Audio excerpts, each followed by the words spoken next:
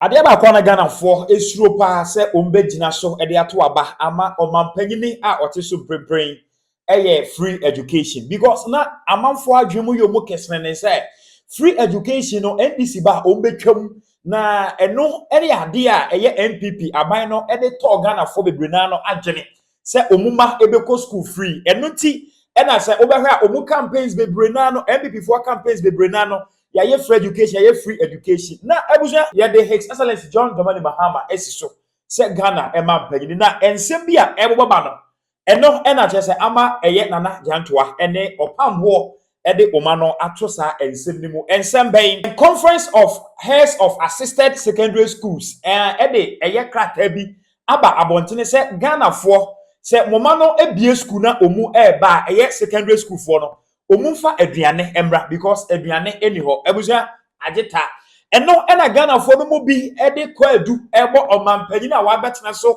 emprempren His Excellency Prez Mahama say se ye kan ono a wasa babio ebuja mewura nsemi mu na wate ase de nana Jantuah aka ene de Opambour enso so aka aha AJ gossips message say obefili free no akire wadwen afa video a obehwe ho comment section no wi a what shares so ama wunu bi nsa etumi aka o subscribe to channel na obo adama so a ye drop video a obeye first person na wonsa ebeka no ohude ekoso ewo oman yi mu ene aman foforo eso enti mi bia ni e de amount so de be ya obeti story we ase Conference of Heads of Assisted Secondary Schools e de krata bi ababontene so de bedin kan e kan ye no se moma no e be school ase ye ma no e ko school a ye ma omumfa aduane emra abusua eno na Ghana for bebre na no ato oma no e de asi abanya wote so mprempren se ono ana aye na eba ne sen e na NPP wo ho omanfa aduane yanko school na NBC by the a omu de aduane eko na abusua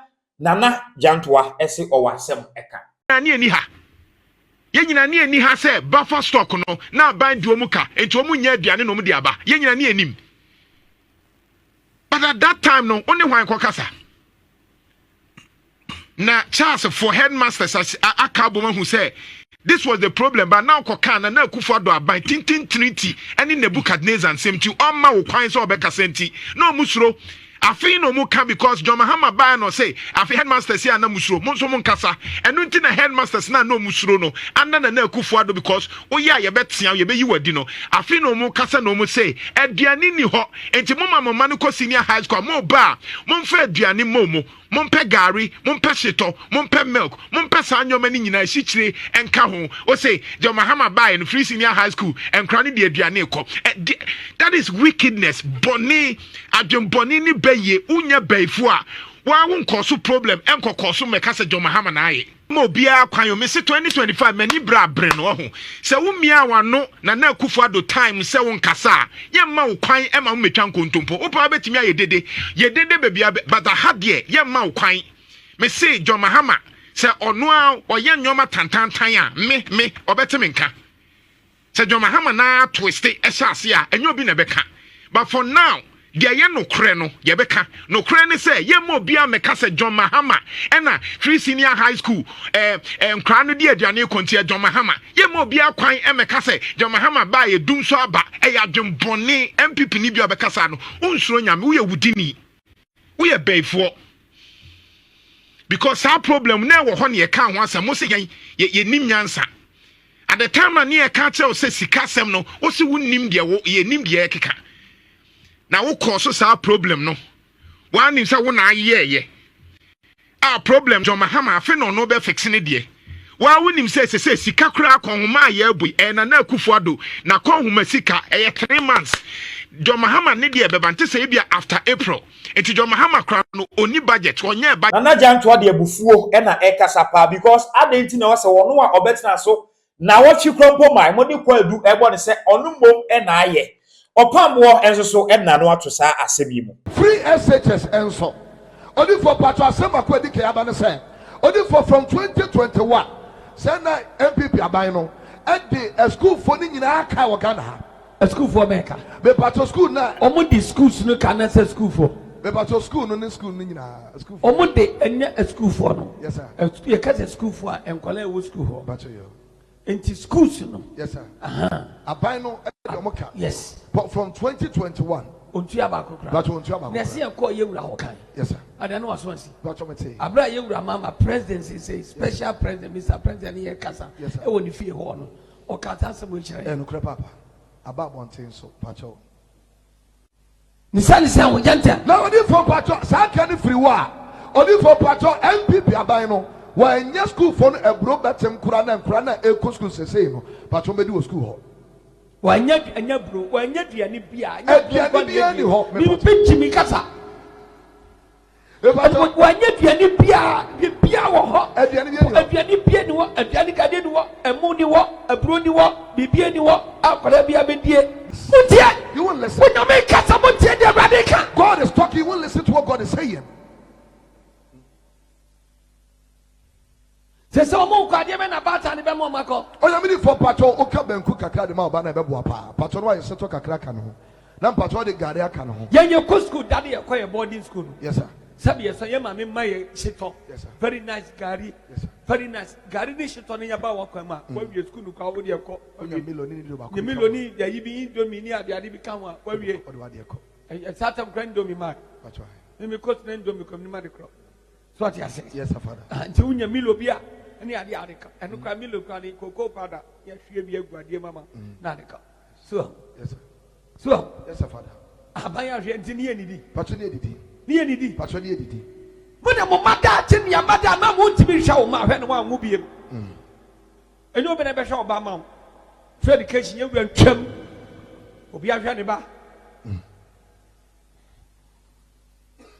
menya adwuma ya metima hwa me ba adwuma wo man mu na menya bi ya meni wo eni di school sam da ni pa hwe kai go enti amada ati ne kwasi sai for pacho enkura no aduane ba kokko ne me say amada ati ne akosi sai da ati ne kwasi sai aye susuro da ati ne me say wo mo no aduane mo mo ma ne nko school da ati ne say wo mo sha anye shitonto gare grawa e ma kura ne nko school yes sir da ati ne no ano yakowie no it is onyame kasa ma me next obetie be rade when God is speaking mother you will listen to God next time obetie be rade you will listen to what God is saying and you will stop following what men are saying saying na da sam ni hurodo rada sam they are mere deceptions ye fa so bie ni so that are useless eni kwasa buti you don't need to listen onyame shira Ghana God bless Ghana kwadu ba kwa Ghana fo ahye ase e de bo omampanyini obra e de ni si so na watwempo ma ye ebusua eye enyinam kanea esem ye behwe a nansen light no entimi engina so eso na edum ama eye grid kofo krampo e de krata bi eba abontene se Ghana ye betimi asolve enyinam kanea sensem ya je se yenya over be $90 million before se ye betimi asolve sensem yi ama eye omampanyini e de nsem bi kura abatudwa se yenya ne mugidie na onim se Ghana fo ye wo haw enti e na ye to aba e ma ne se omra mesiesie sa haw no na onye yemfiri sanema ne nyinam ti no yenye ni se obetu ho anamon abusua e ne omampanyini akasa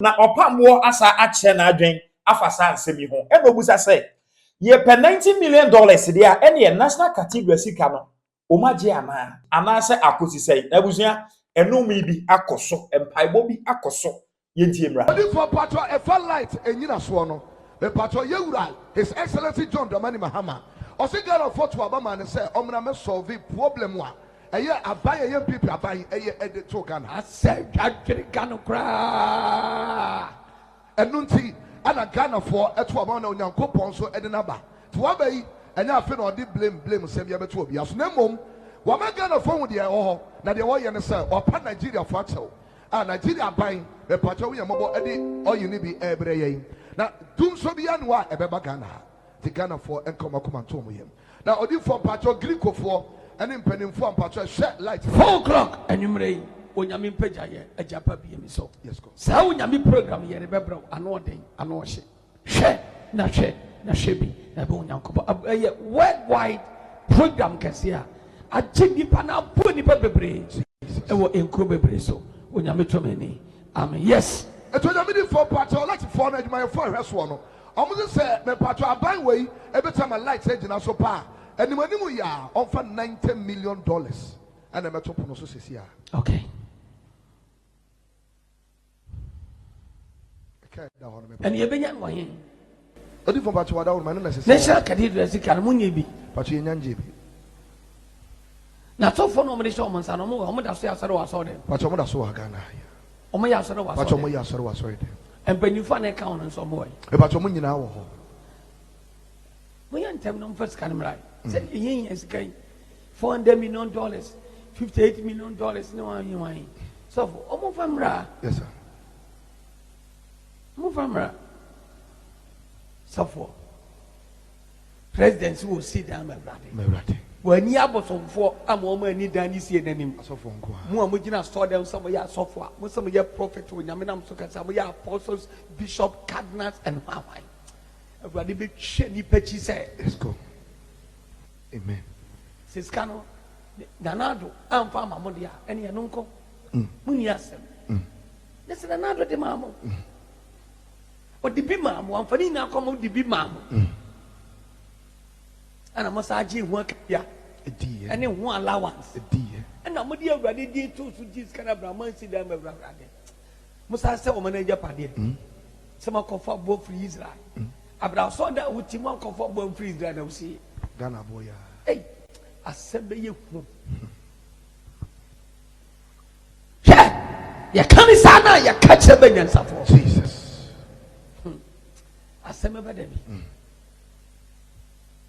Asem kesi besi Ghana. We live to see. We Ghana for in Fanto. Yes, sir. Asem kesi ebesi Ghana. Sa asore no mobile ready day. Ka so mu se o man sit. Asem kesi.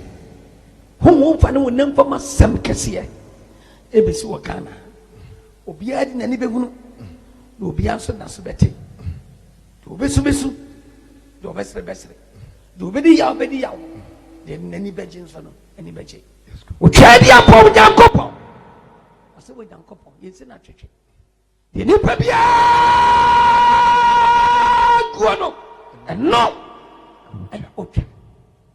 Lobria number sobri and Dakatori in the Karianda Riaba Sobri in the Yakastoli, Danda Hila Hala. Jesus Christ of Nazareth. Jesus. From the nation's prophet, Opambour Beremaba, Adakwayado. Assembly ribo, Oniaba, Wujinabia, Warhen. Opambour, esse asem kesiye bi eba.